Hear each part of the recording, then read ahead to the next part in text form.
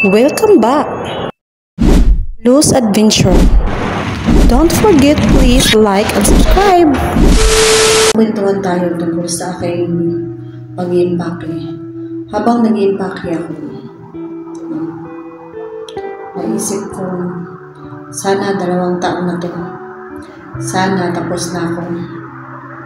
Yung uuwi na ako, talagang natapos yung kontrata ko. Ang saya ng pakiramdam, ang sarap ng feeling. Kaso hindi eh. Habang nag-iimpake ako, sayang. Sabi ko sa sarili ko. Kasi nandito na ako. Tapos trabaho na lang yung hahanapin ko. Alam mo yun. Yung sayang yung panahon. Yung pangarap ko na sana makapagtrabaho at makapag-ipon. Sayang yung pagkakataon na nandito na ako. Kaso, gustuhin man ang utak ko ng pangarap ko, ang alang sa mga pangarap ko. Gustuhin ko man. Yung katawan ko naman ang umaayaw. Katawan ko kasi ang dami niyang nararamdaman. Ang dami niyang kyak-kyak. No? Kasi minsan sinisisi ko rin yung sitwasyon na napuntahan ko. Kasi kung hindi lang ako napunta sa bahay na hindi lang ako napunta sa bahay na malungkot yung kusina. Alam mo yung parang ang tao, laging tulog. Laging tulog yung tao. Bilib nga ako dun sa mga amo ko. Yung sa mga amo ko, alam niyo. Kasi meron silang 3 anak. Yung 3 anak nila na yun, pag gumising sa umaga, hindi sila katulad ng bata na inalagaan ko dati. Yung mga anak ng amo ko dati sa Jeddah. Malaki man o maliit, talagang mukhang kain sila. Mukha talaga silang kain. Pagising na pagising pa lang, pagkatapos silang magbanyo, magkalat at magdumi sa banyo. Ganun. Hindi pa marunong mag-flush ng mga dumi nila. Pagkatapos nilang magkalat sa banyo, yun, magkakalat sa kwarto, babalik sa kwarto, yun, mag-PlayStation, maglalaro ng kung ano-ano. Tapos, paisa-isa silang lalapitan ka. Sabihin sa'yo, lutuan mo ko ng ganito, dali, gutom na ako, ganyan. Lutuan mo ko ng ganito. Tapos, pupunta naman yung isa, lutuan mo ko ng ganito, ako din yung ganito. Yung ganon, ang daming manggugulo sa'yo habang may trabaho ka. Ang daming manggugulo sa'yo para magpaluto dahil nga nagugutom sila. Pero yung amo ko ngayon, yung mga anak nila, bilib ka. 3 taon, magta-3 taon pa lang yung bunso. Tapos magpa 5 years old naman yung isa at yung isa 8 years old. So yung 3 na yun, pag gumising sa umaga, laro lang talaga ng laro. Hindi yung magsasabing, gutom ako, bigyan mo ko ng hindi. Kaya nung first 1 week ko doon na nagtatrabaho, palagi akong napapagalitan. Hindi naman nagalit, yung napagsasabihan. Kasi wala naman siyang binilin sa akin na pag gumising yung anak ko, ganito gawin mo, ganyan, lutuan mo ng ganyan, ito yung gusto nila, ito yung ganyan. Wala siyang ganun. Hindi katulad ng amo ko dati na pag gumising yung anak ko, gusto nila yung cheese, si Kuan, gusto niya yung kubos, gusto niya yung Kuan, yung toast na with egg. Si Kuan naman, i-boil mo yung egg, lagyan mo ng yan yung mga gusto nila. Ito kay Kuan, ganyan. So, depende kung ano hihingin nila. Basta ito yung mga pagkain na gusto nila sa umaga. Ganun yung amo ko dati. So, may idea ka. Yung amo ko naman ngayon, walang sinasabi kahit ano sa anak niya. Then syempre, pagdating ng alas 12, gumigising yung anak niya, Nung bago lang ako, mga first 1 week ko, gumigising sila ng alas 10 yung mga bata eh.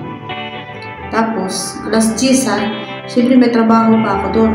May trabaho pa ako noon. Magtatrabaho muna ako, bayaan ko lang sila maglaro.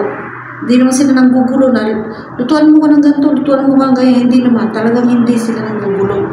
Pinapabayaan ko hanggang sa alas 12 na. Sabi ko sa sarili ko, grabe mo bata, walang kain. Tapos tinatanong ko, sabi ko, anong gusto mong kainin? Ano, gagawa ko ng pagkain? Halika yan sa kusina. Pili kayo ng pagkain doon. Anong gusto mong kainin? May juice kayo doon, may ano.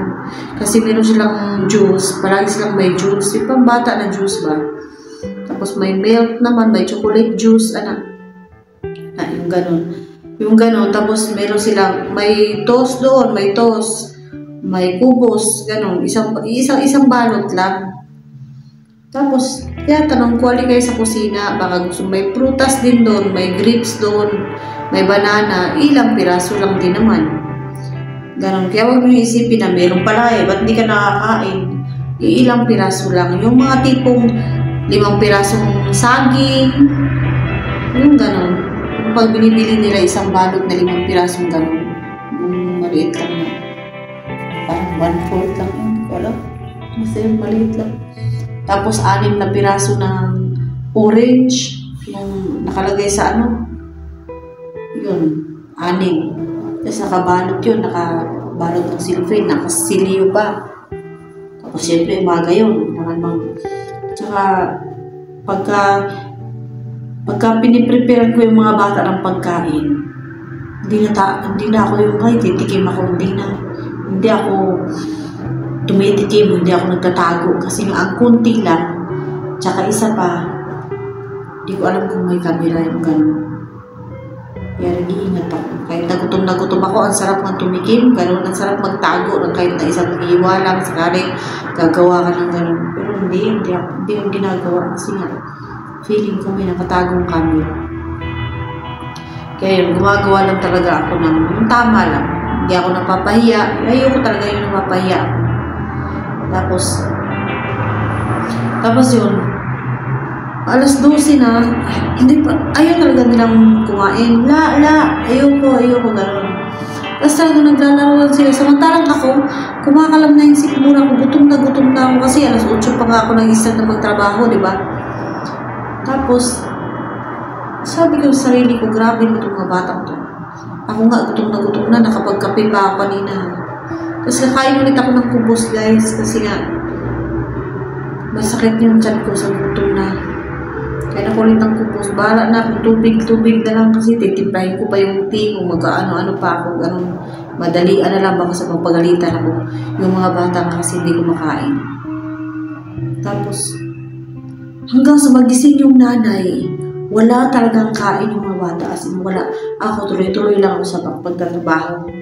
Nakapag-cellphone na ako sa oras na yun kasi nga halos maubusan ako ng trabaho, nagtitira-tira na lang ako ng konti para at least pag gumising yung nanay, may ginagawa pa ako. Ganon ko tipirin yung trabaho ko. Tapos, yun, nagagalit siya. Bakit hindi ko na binigyan yung nung mga anak niya ng pagkain? Sabi ko, wala ka man sinabi. Sinabi ko rin sa mga bata kung pumunta nito sa kusina at pakakainin ko, ayaw man kumain. Hindi ko rin alam kung gagawa ako, kakainin ba nila hindi. Tapos hindi siya umiilig, parang nakabusan. Sabi ko, sila urong nanay ka, tutulog-tulog ka dyan. Isip ko lang ha. Tutulog-tulog ka dyan, bago ka sana natulog. Yung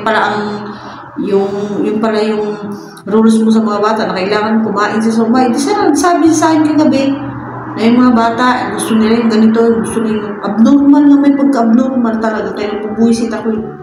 Tapos sabi ko, alam pala niya na kumakain, paalmusalin pala yung mga bata, ba't niya sinasabi sa akin? Kaya may mga pagka-abnormal talaga yung mga ugali nila talaga, kaya nakapag-buisit din minsan. Mantarang ako nga, gutom na gutom, wala din sinasabi, pwede kang magluto ha, ito pwede mong lutuin. Pwede kang magluto ng white rice, ito pwede mong lutuin para sa'yo. Ito yung maging ulam mo, pwede mong ulamin to, pwede mo na. Ganun sana, matino na ako. Wala sinasabi. Hindi nga magtanong pag gising na. Ikaw, kumain ka na ba? Pilata? Kumain ka na ba? Anong pagkain mo? Ganun, wala talaga. Hindi nagtatanong kahit na 24 hours ka pang hindi niya nakikita na nababawasan yung pagkain ng mga bata sa kusina o mga pagkain sa kusina nababawasan bukod sa kubos, tsaka tea. Yun. Hindi, kahit na nakikita niya na walang nababawas, walang kahit na ano-ano, hindi nagtatanong. Hindi nagtatanong. Kung kumakain kayo yung katulong ko, wala yung kinakain katulong ko. Ay, buisit, diba? Tapos yun, biglang pag tuwing nagluluto, kailangan magsuot ka ng gloves. Ihiwa ka lang ng sibuyas, kailangan naka-gloves ka.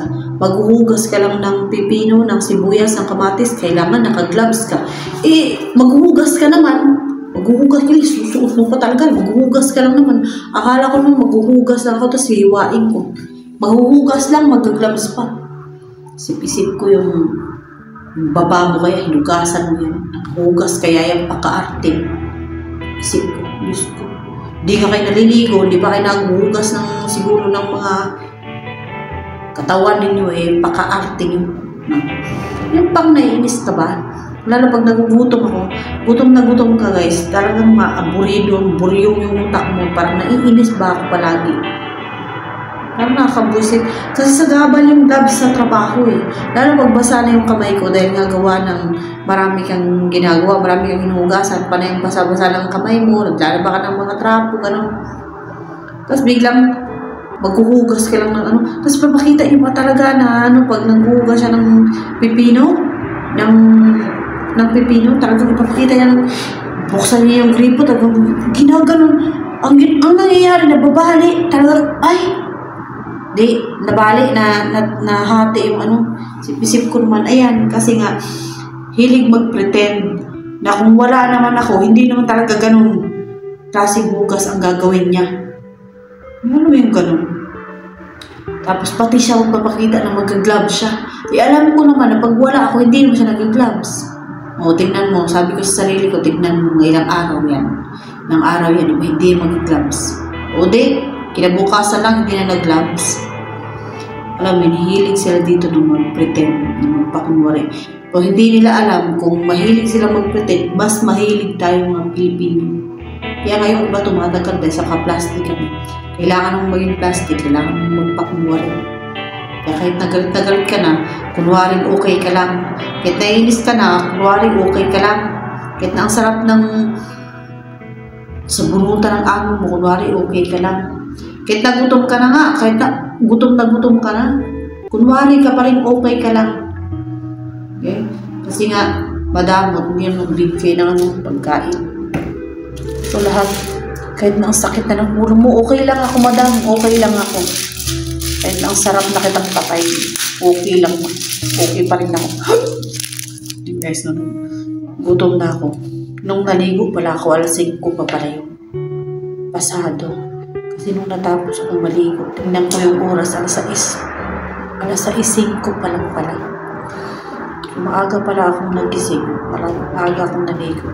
Yung wala tayong trabaho, ang dami natin nararamdaman lalo. Kasi nga, nakakapagpahinga yung katawan natin. Kaya, yun, gumagawa ako ng noodles. Hindi ako mahilig masyado nito. Pero kasi nga, wala akong makain Wala din akong tinapay dito. Parang magtilang ako, magkape. Wala naman yung tiyan ko. Dahil gusto kong uminom ng vitamins. Gutom naman ako, baka makain. Makain ko naman ito.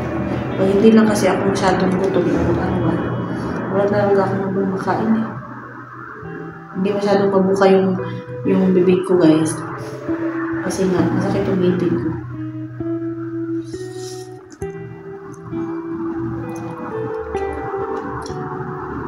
Siya, buka pa rin nakalak. Maya-maya alas 11. Alas 11. Pupunta na yan dito. Gato ng kanin. Pagka hindi naman yung binibigay sa akin, di sana yung may chicken na lang sana, ganun. Nagre-reklamo pa yung binibigyan mo lang. Salamat! Salamat na lang sa pagkain. Salamat. Ay, binigyan ako.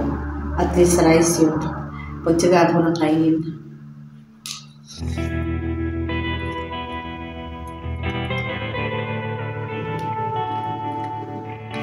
Pinatay ko yung aircon kasi bibidyo ako maingay. Tsaka niligpit ko na sana yung hinigaan ko ngayon. Yung kanina naisip ko. Tapos hapon pa yun sila bumukas ng opisina. Hapon pa. Pag nagatid sa akin yun ng pagkain ng alas 12, uuwi din mo. Babalik mo sa kanila. Biglang uuwi na mag-isa nung ulit ako. Tapos darating yung manager dito, gabi na.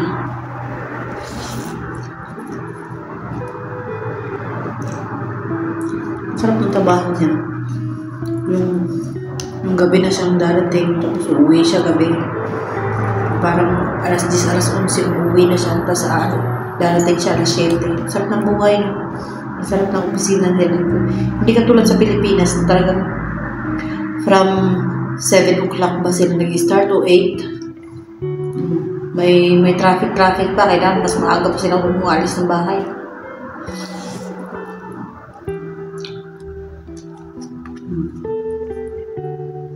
Tapos talagang kailangan 8 hours ka trabaho.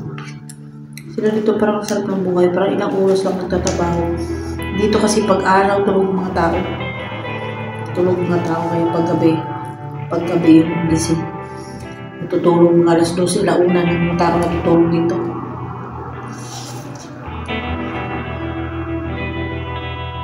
Tulad sa mga amo ko. Hindi yung lalaki, yung lalaki dito rin nagtatrabaho, yung lalaki dito. Dito, opisina naman ito. Ba't shaky na siya pumapasok?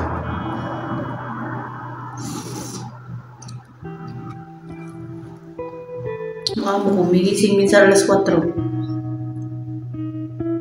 Tapos, ipal pa. Magbubuisit, magbulahaw.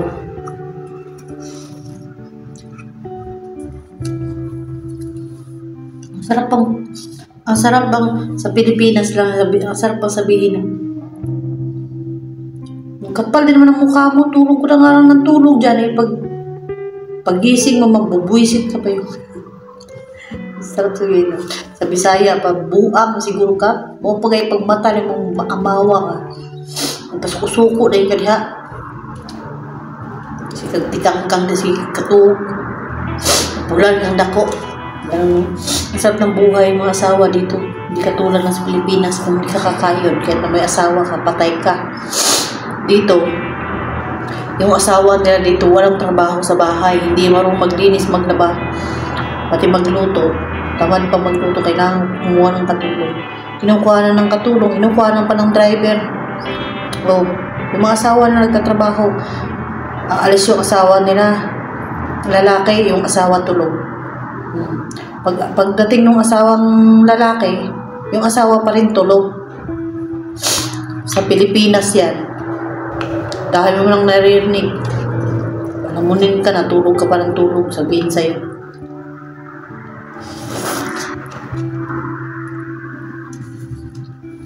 Mantalang sa mga asawa sa Pilipinas, pag umaalis yung asawa mo habang magtatrabaho, ikaw gising ka na rin, busy ka sa bahay, maghapon ka sa gawaing bahay, wala kang sweldo.